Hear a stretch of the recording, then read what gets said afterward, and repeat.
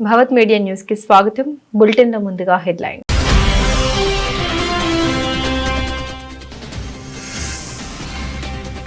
Hamas కు Netanyahu warning. Hamas ను నిరాధీకరణ చేస్తామన్న స్పష్టం చేసిన ఇజ్రాయెల్ ప్రధాని.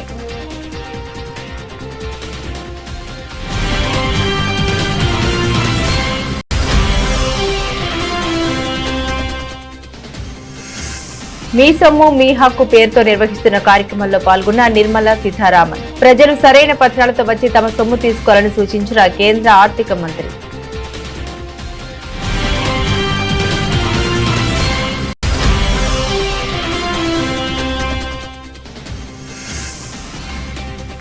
ఇక మాట్లాడుకోవడాలు లేవు, లొంగిపోవడమే మావోయిస్టులకు తేల్చి చెప్పిన Amit Shah.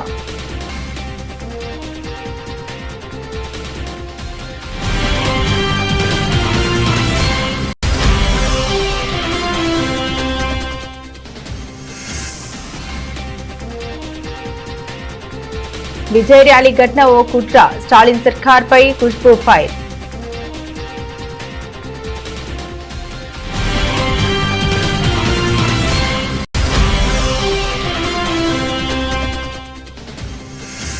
Apollo Institute of Medical Sciences and Research ఆధ్వర్యంలో స్టాప్ సబ్స్టెన్స్ అబ్యూజ్ రన్. ముఖ్య అతిథిగా హాజరై జెండా ఊపి ప్రారంభించిన మంత్రి ప్రభాకర్.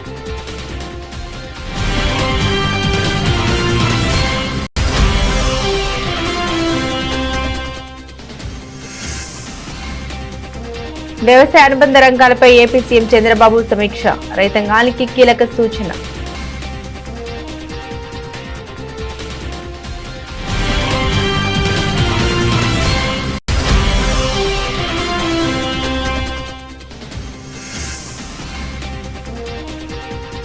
గ్రీన్ జర్నీ పేరుతో ప్రజల రక్తం పీలుస్తున్నారు. ప్రభుత్వంపై కవిత తీవ్ర విమర్శలు.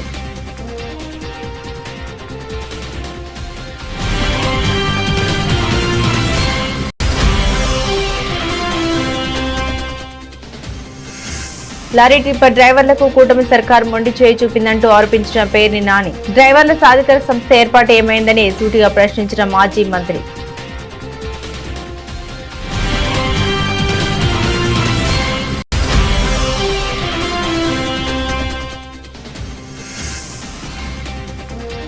ఓటేసిన ప్రజల్ని నట్టిట ముంచుతున్నారంటూ సీఎం రేవంత్ పై ఘాటు విమర్శలు.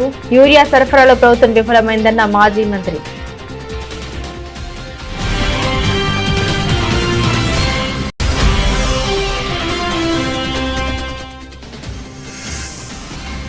రైతుల పట్ల చిత్తశుద్ధి ఉంటే వెంటనే ఉల్లి రైతులకు గిట్టుబాటు ధర ప్రకటించి ఆదుకోవాలి డిమాండ్ చేసిన మాజీ మంత్రి ఉషశ్రీ చరణ్.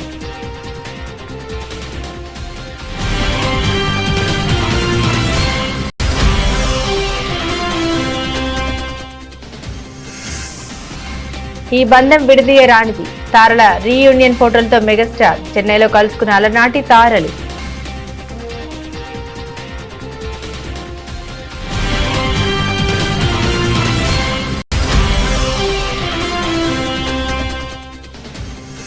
ప్రపంచ పారా అథ్లెటిక్స్ ఛాంపియన్షిప్ లో సత్తా చాటిన భారత అథ్లెట్లు. ఏక్తా భయాన్ కు రజతం, ప్రవీణ్ కుమార్, సోమన్ రాణా కాంస్య పతకాలు.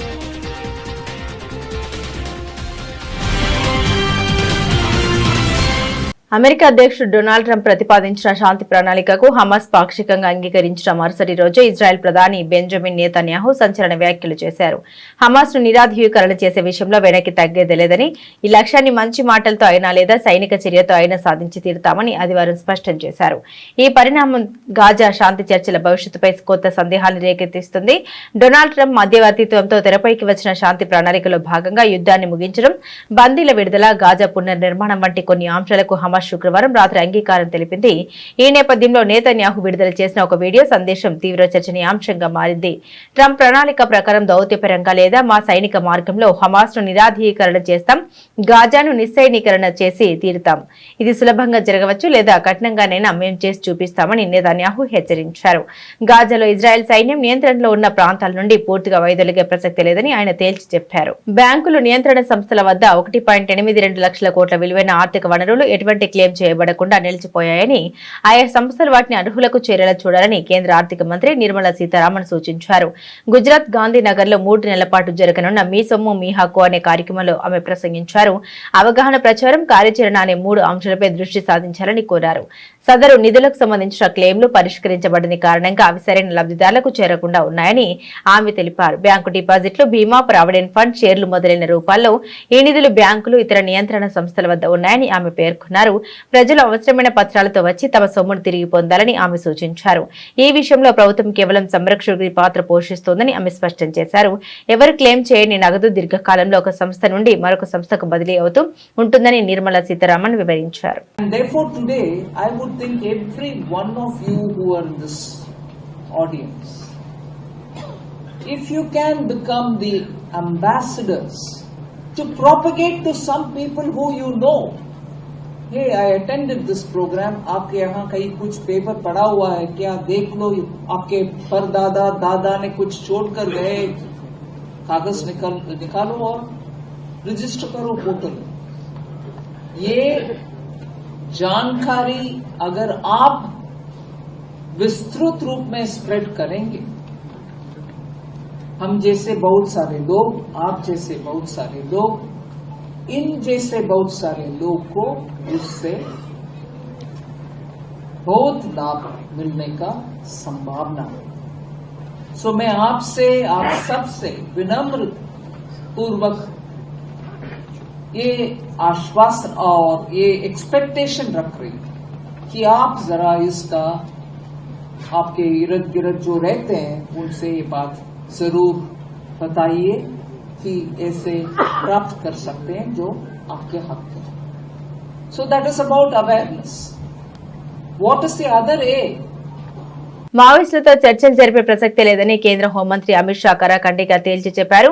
ఆయుధాలు వీడి లొంగిపోవడం లేదా భద్రతా బలగాల కూంబింగ్ ఆపరేషన్లను ఎదుర్కోవడం మినహా వారికి మరో మార్గం లేదని స్పష్టం చేశారు. ఛత్తీస్గఢ్ లోని బస్తర్ పర్యటనలో ఉన్న ఆయన ఈ కీలక వ్యాఖ్యలు చేశారు. దేశం నుండి నక్సలిజాన్ని పూర్తిగా తుడిచిపెట్టేందుకు 2026 మార్చి 31వ తేదీని డెడ్ లైన్ గా నిర్ణయించినట్లు ఆయన ప్రకటించారు. దసరా ఉత్సవాల్లో పాల్గొనేందుకు బస్తర్ వచ్చిన అమిత్ షా జగదల్పూర్ లో జరిగిన ఒక సభలో మాట్లాడారు. ఇటీవల మావోయిస్టులు చర్చలకు సిద్ధమంటూ కరపత్రాలు విడుదల చేసిన నేపథ్యంలో ఆయన ఈ వ్యాఖ్యలు చేశారు. దేశంలోని అత్యుత్తమ పునరావాస విధానంలో అమల్లో ఉంది. గత 10 ఏళ్లలో ఛత్తీస్గఢ్ అభివృద్ధి కోసం దాదాపు 5 లక్షల కోట్ల రూపాయలు ఖర్చు చేశాం. చర్చల్లో మాట్లాడుకోవాల్సింది ఇంకేం మిగిలింది అని అమిత్ షా ప్రశ్నించారు. దారి తప్పిన మావోయిస్టులను తిరిగి జనజీవన స్రవంతిలోకి రప్పించేందుకు గ్రామస్తులు కృషి చేయాలని ఆయన పిలుపునిచ్చారు. दशहरा महोत्सव के इस शुभ अवसर पर स्वदेशी मेला लगाया है, तब मैं सभी आदिवासी भाइयों बहनों को कहना चाहता हूं, आपके युवाओं को, आपके गांव के युवाओं को हथियार डालने के लिए समझाइए, वो हथियार डाल दे, मेन स्ट्रीम में आए और बस्तर के विकास के अंदर सहभागी बने। और कुछ लोग वार्ता की बात करते हैं, मैं फिर से एक बार स्पष्ट कर देता हूं, हमारी दोनों सरकारें, छत्तीसगढ़ सरकार और केंद्र सरकार, बस्तर और समस्त नक्सल क्षेत्र के विकास को समर्पित। किस चीज की वार्ता करनी? ल्यूक्रेटिव, बहुत मोहक सरेंडर पॉलिसी हमने बनाई है। आइए हथियार डाल दीजिए, हथियार लेकर बस्तर की शांति को अगर आपने छिन्न विछिन्न करने का काम किया तो हमारी सशस्त्र फौजें, हमारी सशस्त्र सीआरपीएफ, छत्तीसगढ़ पुलिस मिलकर इसका जवाब देंगे। 31/3/2026 ये तिथि तय है नक्सलवाद को इस देश की भूमि पर से विदाई देने के लिए। तो अंत में फिर से एक बार बस्तर के తమిళనాడులో ఇటీవల తీవ్ర విషాదం నింపిన కరూర్ తొక్కిసలాట ఘటన రాజకీయంగా ప్రకంపన సృష్టిస్తుంది. నటుడు విజయ్ నేతృత్వంలోని టీవీకే పార్టీ ర్యాలీలో జరిగిన ఈ దుర్ఘటనపై నటి బీజేపీ రాష్ట్ర ఉపాధ్యక్షురాలు ఖుష్బూ సుందర్ సంచలన ఆరోపణ చేశారు. ఇది ప్రమాదవశాత్తు జరిగింది కాదని పక్కా ప్రణాళికతో కావాలని సృష్టించిన ఘటనగా కనిపిస్తోందని ఆమె ఆరోపించారు. ఈ ఘటనలో డీఎంకే ప్రభుత్వం నిర్లక్ష్యం కొట్టొచ్చినట్లు కనిపిస్తోందని ఖుష్బూ విమర్శించారు. విజయ్ ర్యాలీకి ప్రభుత్వం ఉద్దేశపూర్వకంగానే సరైన స్థలం కేటాయించలేదని, దీనివల్ల ఇంత పెద్ద విషాదం జరిగిందని ఆమె ఆరోపించారు. 41 మంది ప్రాణాలు కోల్పోయిన ముఖ్యమంత్రి స్టాలిన్ ఇప్పటి వరకు మౌనంగా ఉండడం దారుణమని, ఆయన వెంటనే దీనిపై స్పందించాలని డిమాండ్ చేశారు. ర్యాలీలో శాంతియుతంగా తన ఉన్న జనంపై పోలీసులు ఎందుకు లాఠీచార్జ్ చేయాల్సి వచ్చిందని ఆమె ప్రశ్నించారు. It's not the BJP who thinks like that. I think the entire crowd, the people of Tamil Nadu, it's very clear as to it was a complete negligence and probably created calamity what has happened in Karur, because they knew, DMK knew the kind of crowd Vijay is going to garner. So why was a small place given to Vijay to conduct the meeting? Secondly, why there was a police lathi charge? Why was that an empty ambulance going through that way, creating a ruckus? Why were the people there unnecessarily trying to push the people around? There are a lot of videos which have emerged, which you and I get to see on the social media. And the people are very clear that this is not which has a natural calamity. This is something which was created or probably planned. And this is not BJP's accusing. It's the voice of the people of Tamil Nadu who think like that. And I think the right person to answer as to why this tragedy happened is the Chief Minister of Tamil Nadu, Mr. M.K. Stalin, who's gone on a mute mode with the remote control in somebody else's hand, because he is absolutely unanswerable. He is not at all bothered about the people of Tamil Nadu. As to 41 people have lost their lives. You need to answer as to why this happened, and every question which comes with why, very unfortunately, the Chief Minister of my state, Mr. M.K. Stalin, goes into a silent mood. He has a very temporary deafness, he has a temporary blindness, and he has a very selective amnesia about it. So I think somebody needs to take control of the remote control, switch off that mute mode and ask Mr. Stalin to speak, which he refuses to do so. యువత మాదక ద్రవ్యాలకు దూరంగా ఉండాలని రవాణా BC సంక్షేమ శాఖ మంత్రి పొన్నం ప్రభాకర్ విజ్ఞప్తి చేశారు. ఇవాళ Apollo Institute of Medical Sciences and Research ఆధ్వర్యంలో బంజారా హిల్స్ లోని కేబీఆర్ పార్క్ వద్ద స్టాప్ సబ్స్టెన్స్ అబ్యూస్ రన్ జరిగింది. ఈ రన్ ని మంత్రి జెండా ఊపి ప్రారంభించారు. ఈ సందర్భంగా మంత్రి పొన్నం మాట్లాడారు. యువతలో మాదక ద్రవ్యాల వినియోగం పెరుగుతుందని చెప్పుకొచ్చారు. మంత్రి పొన్నం ప్రభాకర్, ఇది అతిపెద్ద ముప్పు అని, ఇది వారి ప్రతిభను నాశనం చేస్తుందని పేర్కొన్నారు. డ్రగ్స్ విద్యను దెబ్బతీస్తుందని వ్యాఖ్యానించారు. డ్రగ్స్ తో యువత ఉజ్వల భవిష్యత్తు నాశనం అవుతుందని వివరించారు. ప్రతి యువకుడు తాను మాత్రమే కాకుండా తన చుట్టూ ఉన్న వారిని కూడా ఈ మాదక ద్రవ్యాలకు దూరంగా ఉంచేందుకు ప్రయత్నించాలని పిలుపునిచ్చారు. మంత్రి పొన్నం ప్రభాకర్ ఈ రన్ లో Apollo Institute of Medical Sciences and research dean doctor K Manohar, CEO Aparna Reddy తదితరులు పాల్గొన్నారు. ఈ రన్ లో 400 మందికి పైగా వైద్య విద్యార్థులు పాల్గొన్నారు. పెరుగుతున్నటువంటి మారక ద్రవ్యాల వ్యతిరేకంగా మనమందరం కూడా ఈరోజు ఒక ప్రతిజ్ఞ చేసినాం ఇప్పుడే. అదేవిధంగా ప్రజల్లో చైతన్యం చేయడానికి, వీటి వల్ల జరిగే నష్టం పట్ల అవగాహన కల్పించడానికి అపోలో హాస్పిటల్స్ వారు ఈరోజు ఒక రన్ కార్యక్రమం తీసుకుంటున్నారు. పెద్దలు మనోహర్ గారు, పాత నేమ్స్ యొక్క డైరెక్టర్ గారు, అదేవిధంగా అపర్ణ గారు, ఇంకా ఇక్కడ ఉన్నటువంటి అపోలో హాస్పిటల్ మేనేజ్మెంట్, స్టూడెంట్స్ అందరికీ కూడా మరొకసారి గుడ్ మార్నింగ్. ఈ సందర్భంలో తెలంగాణ ప్రభుత్వం, గౌరవ ముఖ్యమంత్రి రేవంత్ రెడ్డి గారు ప్రభుత్వం ఏర్పడగానే తెలంగాణ యువత భవిష్యత్తు తెలంగాణ లేదా భారతదేశ ఎదుగుదలకు ఉపయోగపడాల్సినటువంటి వాళ్ళంతా మత్తుకు బానిసలై, కన్న తల్లిదండ్రులకు భారమై, సమాజంలో పనికిరాకుండా పోతున్నారనేటువంటి ఆలోచనతోటి ఒక ప్రత్యేకమైనటువంటి చట్టాన్ని తీసుకొచ్చి ఈగల్ సంస్థను ఏర్పాటు చేసి ఎక్కడ మాదక ద్రవ్యం ఉన్నా, నార్కోటిక్స్ ఉన్నా కూడా వాటి పట్ల కఠినమైనటువంటి ఉక్కు పాదాన్ని మోపి భారత ప్రధానమంత్రి ఎక్కడైతే నషాముక్త భారత్ అన్నారో, తెలంగాణలో నో డ్రగ్స్ అనేటువంటి నినాదంతో గౌరవ ముఖ్యమంత్రి గారు ఒక కార్యక్రమాన్ని చాలా పకడ్బందీగా ప్రత్యేకమైనటువంటి అధికారులు వేసి కార్యక్రమం తీసుకుంటా ఉన్నారు. ఈ సందర్భంలో ప్రభుత్వం ఎన్ని కార్యక్రమాలు తీసుకున్నా ప్రజల సహకారం కంపల్సరీ ఉండాలి. ముఖ్యంగా చెడుకు తొందరగా అట్రాక్ట్ అయ్యేటువంటి ఈ దశ విద్యార్థి దశలో దాని పట్ల అవగాహన ఉండి జీవితమే చెడిపోయే పరిస్థితి మనం చూస్తా ఉన్నాం. డ్రగ్స్ ఒక్కసారి కొంత తాత్కాలిక సంతోషం అనిపించినా దాని తదుపరి జీవితానికి సంబంధించి శాశ్వతంగా నష్టం జరిగేటువంటి పరిస్థితి ఉంటుందనే మాట మీ అందరికీ తెలుసు. స్నేహితులు ఒత్తిడిపై నేను మనసుకు సంబంధించినటువంటి ఆందోళనలో తీసుకుంటే ప్రశాంతంగా ఉంటుందనే ఆలోచనతో తాత్కాలిక వ్యతిరేకతతో మత్తుకు తీసుకోవడం, దానికి బానిస కావడం వల్ల పూర్తిగా జీవితాన్ని మనకు మనం చేజేతులారా చెడగొట్టుకున్నట్టయితే. కాబట్టి ఈ సందర్భంగా అపోలో హాస్పిటల్స్ మెడికల్ సర్వీసెస్ లో అగ్రభాగాన నిలబడి ఇటువంటి సోషల్ కాజెస్, సామాజికమైనటువంటి రుగ్మతల పట్ల కూడా సమాజంలో మా పాత్ర ఉంది అని అపోలో హాస్పిటల్స్ ఈ కార్యక్రమాన్ని రూపొందించడం పట్ల యాజమాన్యానికి అభినందనలు తెలియజేస్తూ విద్యార్థులు కూడా మేమేదో పొద్దున కేంద్ర ప్రభుత్వం ప్రారంభించిన పూర్వోదయ పథకాన్ని రాష్ట్ర ప్రభుత్వం పూర్తి స్థాయిలో సద్వినియోగం చేసుకోవాలని ముఖ్యమంత్రి చంద్రబాబు నాయుడు అన్నారు. పూర్వోదయ మిషన్లో భాగంగా వ్యవసాయ అనుబంధ రంగాల్లో రూపొందించుకోవాల్సిన ప్రణాళికలపై సీఎం చంద్రబాబు క్యాంపు కార్యాలయంలో సమీక్షించారు. ఉద్యాన పంటలు, micro irrigation, fisheries, aqua, food processing రంగాల్లో చేపట్టాల్సిన అభివృద్ధి, తీసుకోవాల్సిన చర్యలపై అధికారులకు ముఖ్యమంత్రి దిశానిర్దేశం చేశారు. ఆయా రంగాల్లో అభివృద్ధి సాధించడంతో పాటు వాటిపై ఆధారపడిన వారి జీవన ప్రమాణాలు మెరుగయ్యేలా చూడాలన్నారు.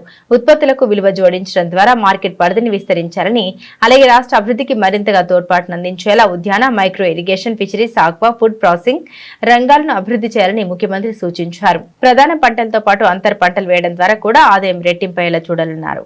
తెలంగాణలో కాంగ్రెస్ ప్రభుత్వం ఆర్టీసీ బస్ ఛార్జీలను పెంచడంపై తెలంగాణ జాగృతి అధ్యక్షురాలు ఎమ్మెల్సీ కవిత తీవ్ర స్థాయిలో ధ్వజమెత్తారు. సామాన్య ప్రజలంటే ముఖ్యమంత్రి రేవంత్ రెడ్డికి ఎందుకంతో కోపమని సూటిగా ప్రశ్నించారు.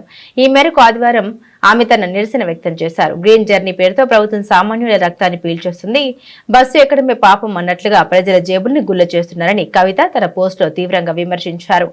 ఇటీవల బస్ పాస్ల ధరలు పెంచి చిరుద్యోగులు, విద్యార్థులపై పెను భారం మోపిన ప్రభుత్వం ఇప్పుడు ఏకంగా బస్ ఛార్జీలను అమాంతం పెంచడం దారుణమని ఆమె మండిపడ్డారు. ప్రభుత్వం తీసుకుంటున్న ఈ నిర్ణయాలు సామాన్యుడి నడ్డి విరిచేలా ఉన్నాయని కవిత ఆవేదన చెందారు.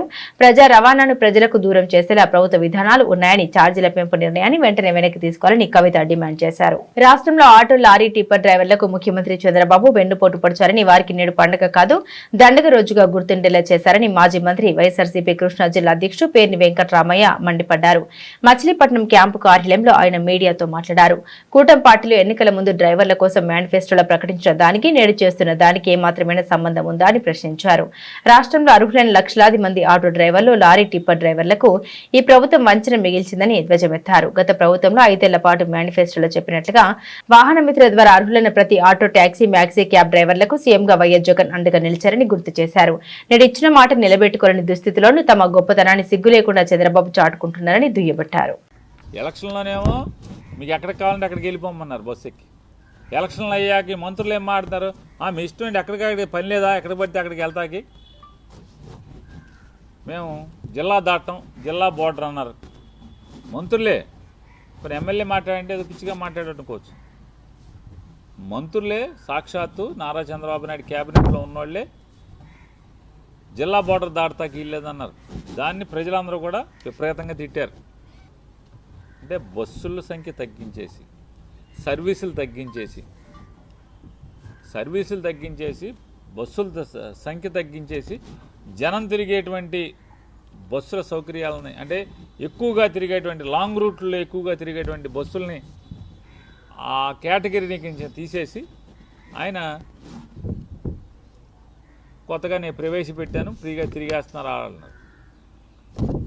వెంటనే ఏం చేశారు, ఆటోలో బజార్కి ఎక్కారు. ఏమయ్య చంద్రబాబు నాయుడు, ఇది ఎక్కడే నువ్వు ఆటోలో మా పొట్ట కొట్టావు నువ్వు. 2,90,660 మంది, 69 మంది ఆటో డ్రైవర్లకి 436 కోట్ల రూపాయలు డబ్బులు వేసేసాం. అసలు ఇంతవరకు ఆటో డ్రైవర్లని గుర్తించి డబ్బులు వేసేటువంటి కార్యక్రమం అసలు ఇంతవరకు ఆ భూప్రపంచం మీద ఎక్కడా లేదు. ఇంతవరకు నేనే తమ్ముళ్ళు నేనే మొదలెట్టి స్పీచ్ చెప్తున్నాడు ఇందాక ఒక గంట క్రితం. ఇచ్చిందేమో 2,90,669 మందికి 436 కోట్లు ఇచ్చాయంట. ఇచ్చి ఇక ఆయన ఓపదంకుడు ఉపన్యాసం మొదలెట్టాడు. ఇక కొట్టో ఇక మామూలుగా కూర్చున్న ఆటో వాళ్ళకి చెవుల్లో రక్తం కారతమే. కంట్రోల్ రూమ్ ఏర్పాటు చేస్తా అంట. రాష్ట్రం మొత్తం మీద కంట్రోల్ రూమ్ ఏర్పాటు చేసేసి ఆటోలు ఎక్కడ బేరం ఉంటే అక్కడికి ఈ ఆటో వాళ్ళని పంపించేస్తా అంట. ఇదిగో నీకు బేరం తెలిపో అని చెప్పని పంపించేస్తాడండి. ఆయన ఇంకో మాట కూడా మాట్లాడాడు. ఇవాళ ఆటో డ్రైవర్లకి, మ్యాక్సీ క్యాబ్ డ్రైవర్లకి ఇవాళ పండగ అన్నాడు. 10 పైసలు ఎంత వేసి పండగ చేసుకు ఇవ్వాలంటాడు, లేదా రూపాయి వేసి. అట్టా ఉంది ఈ పండగ చేసుకో. అంతకుమించి ఏమైనా ఉందా అని అడుగుతున్నాను నేను. ఈ 15,000 రూపాయలు మీరు ఇచ్చేది 15,000 రూపాయలు ఎంతమందికి ఇచ్చారు? 2,90,000 మందికి. ఏలూరు బహిరంగ సభలో ఆయన ప్రకటించారు పాదయాత్రలో. ఏమని? సొంత ఆటో ఉన్నటువంటి, సొంతంగా ఆటోని నడుపుకుంటూ, అంటే కొనుక్కుని ఫైనాన్స్ మీదో బ్యాంకు మీదో కొనుక్కుని నడుపుకునే వాళ్ళు ఎవరైతే ఉన్నారో దాని మీద బతికే వాళ్ళందరికీ కూడా సంవత్సరానికి 10,000 రూపాయల చొప్పున 5 ఏళ్ళు 5 బదులు 50,000 రూపాయలు ఆటో వాళ్ళకి ఆదుకుంటాకి వేస్తాను. నేను ఇచ్చే దాంతో వాళ్ళేమి ఇవాళ చంద్రబాబు నాయుడు పండగ చేసుకునేదే ఉండదు. కాకపోతే ఎంతో కొంత వేడి నీళ్ళకి చన్నీళ్ళ తోడులాగా ఎంతో కొంత ఇతోధికంగా తెలంగాణకు బీఆర్ఎస్ పార్టీయే శ్రీరామ రక్ష అని సిద్దిపేట ఎమ్మెల్యే హరీష్ రావు అన్నారు. కేసీఆర్ తెలంగాణ తన ప్రాణంగా భావించారని, ఎవరికి కష్టం వచ్చినా ఊరుకోలేదని తెలిపారు. రేవంత్ రెడ్డి మాత్రం ఓటేసిన ప్రజల్ని నట్టేట ముంచుతున్నారని మండిపడ్డారు. యూరియా సరఫరాలో ప్రభుత్వం విఫలమైందని తెలిపారు. తెలంగాణ రైతులు అంటే కేంద్ర రాష్ట్ర ప్రభుత్వాలకు చిన్న చూపని విమర్శించారు. ఎమ్మెల్యే మాణిక్రావు ఆధ్వర్యంలో జహీరాబాద్ నియోజకవర్గంలోని నాల్కల్ మండల బీజేపీ నాయకులు, కార్యకర్తలు హరీష్ రావు సమక్షంలో బీఆర్ఎస్ లో చేరారు. ఈ సందర్భంగా వారికి గులాబీ కప్పి పార్టీలోకి ఆహ్వానించారు. అనంతరం మాట్లాడారు. స్థానిక సంస్థల ఎన్నికల్లో సంగారెడ్డి జిల్లా జెడ్పీ స్థానం బీఆర్ఎస్ కైవసం చేసుకోబోతుందని ఆశాభావం వ్యక్తం చేశారు.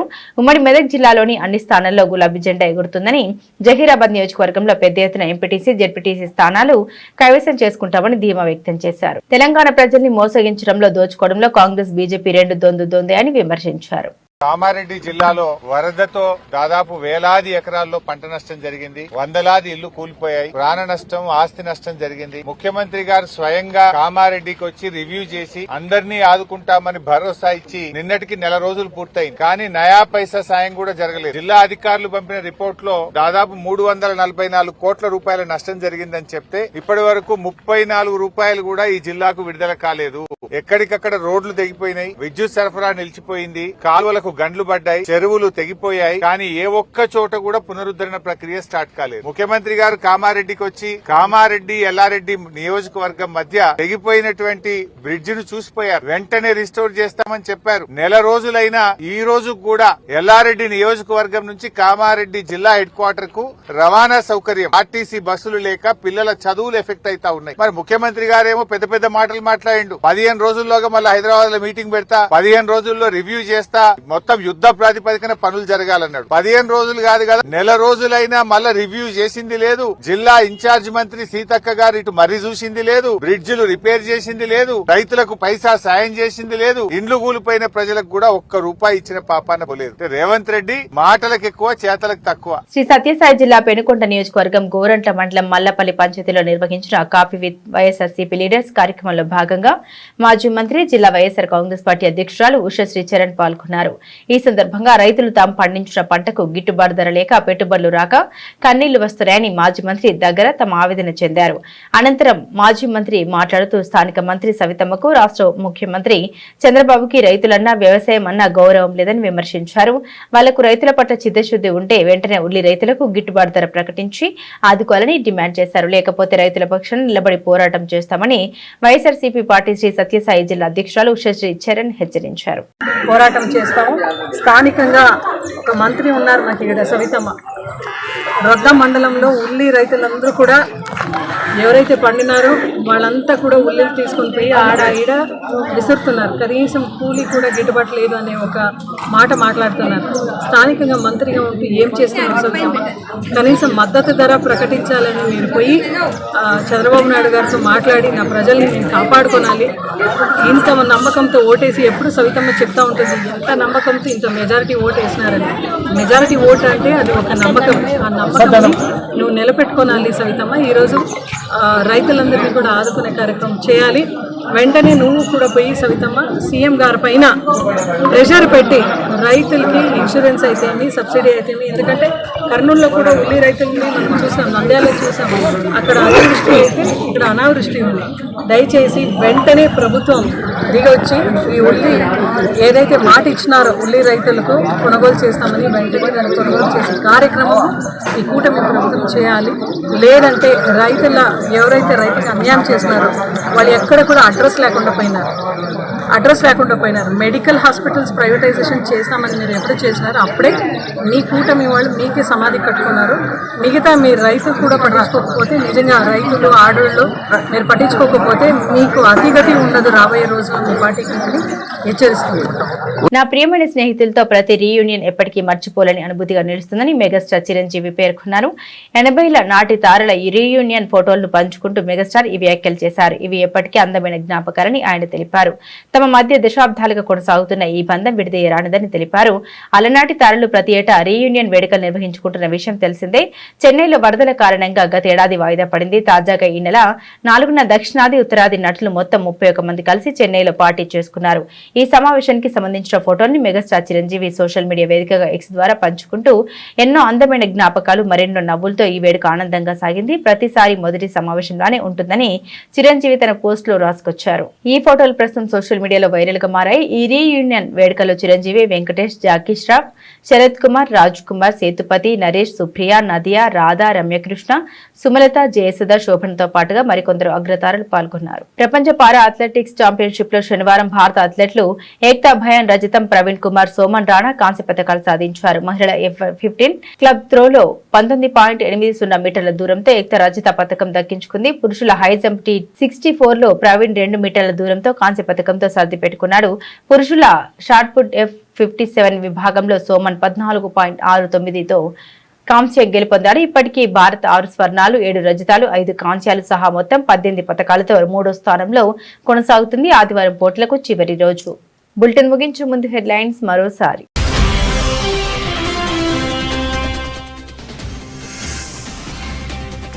హమాస్ కు నెతన్యాహు వార్నింగ్. హమాస్ ను నిరాధీకరణ చేస్తామన్న స్పష్టం చేసిన ఇజ్రాయెల్ ప్రధాని.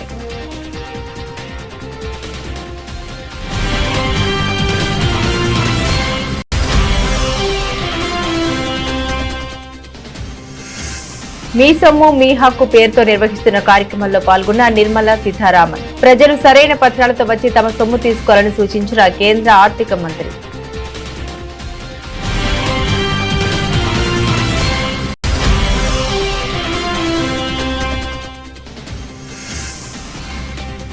ఇక మాట్లాడుకోవడాలు లేవు, లొంగిపోవడమే మావోయిస్టులకు తేల్చి చెప్పిన Amit Shah.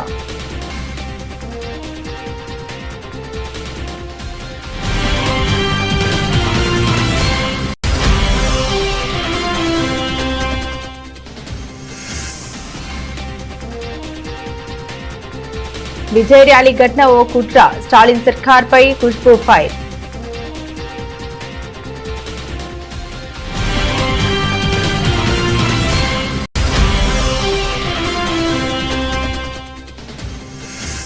Apollo Institute of Medical Sciences and Research ఆధ్వర్యంలో స్టాప్ సబ్స్టెన్స్ అబ్యూజ్ రన్. ముఖ్య అతిథిగా హాజరయ్యే జెండా ఊపి ప్రారంభించిన మంత్రి ప్రభాకర్.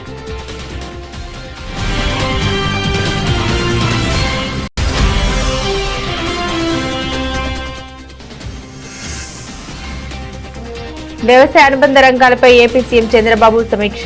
రైతాంగానికి కీలక సూచన.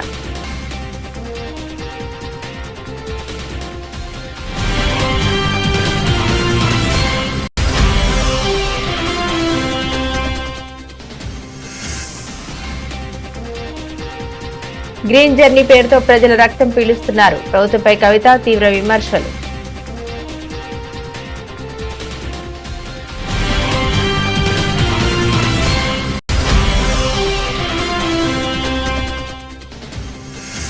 లారీ టిప్పర్ డ్రైవర్లకు కూటమి సర్కార్ మొండి చేయి చూపిందంటూ ఆరోపించిన పేర్ని నాని డ్రైవర్ల సాధికార సంస్థ ఏర్పాటు ఏమైందని సూటిగా ప్రశ్నించిన మాజీ మంత్రి.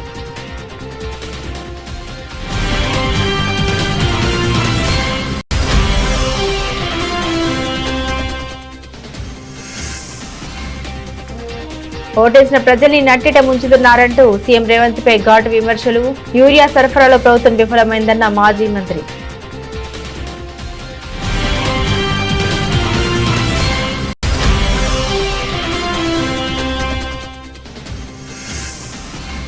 రైతుల పట్ల చిత్తశుద్ధి ఉంటే వెంటనే ఉల్లి రైతులకు గిట్టుబాటు ధర ప్రకటించి ఆదుకోవాలి డిమాండ్ చేసిన మాజీ మంత్రి ఉషశ్రీ చరణ్.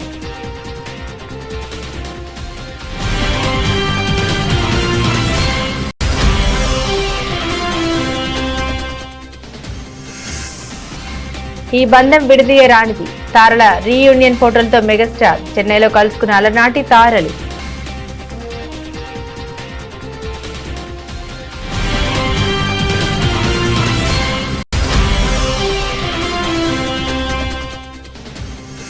ప్రపంచ పారా అథ్లెటిక్స్ ఛాంపియన్షిప్ లో సత్తా చాటిన భారత అథ్లెట్లు. ఏక్తా భయాన్ కు రజతం, ప్రవీణ్ కుమార్, సోమన్ రాణా కాంస్య పథకాలు.